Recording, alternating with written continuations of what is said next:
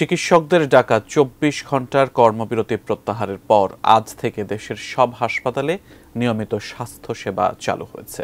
এতে স্বস্তি ফিরেছে রোগী ও স্বজনদের মাঝে। তবে কিছু কিছু জায়গায় সময়মতো চিকিৎসা না পাওয়া এবং দালালদের দৌরাত্ম্যের অভিযোগ পাওয়া গেছে। আমাদের প্রতিনিধিদের পাঠানো তথ্য ছবিতে বিস্তারিত দেখুন ডেস্ক রিপোর্টে। বগুড়া শহীদ জিয়াউর রহমান মেডিকেল কলেজ হাসপাতালে চিকিৎসা সেবা চলছে পুরোদমে। অনিশ্চয়তা কাটিয়ে চিকিৎসা পেয়ে সন্তুষ্টির কথা জানিয়েছেন রোগী ও তাদের স্বজনরা। এখন বর্তমান ওই এর পরে এখন ভালো সেবায় চলছে, আগেকার মতোই চলছে সবকিছু। ডাক্তাররা নিয়মিত রোগী দেখতেছেন। সকাল থেকে কুমিল্লা মেডিকেল কলেজ হাসপাতালের আউটডোরে ভিড় ছিল রোগীদের। জরুরি ও নিয়মিত চিকিৎসা সেবায় ব্যস্ত ছিলেন ডাক্তার নার্সরা। একই পরিস্থিতি গোপালগঞ্জেও লাইনে দাঁড়িয়ে সেবা নিয়েছেন রোগীরা।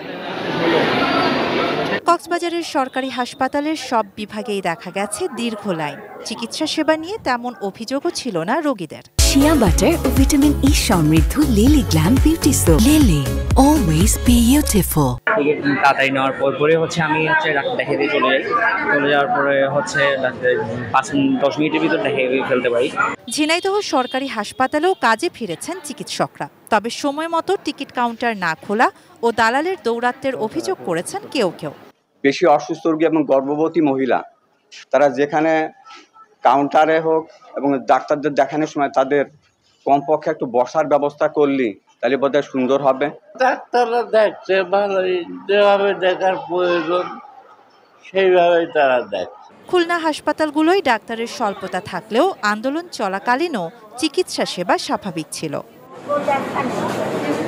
শাহানা জাহান, ডেস্ক রিপোর্ট, ATN নিউজ।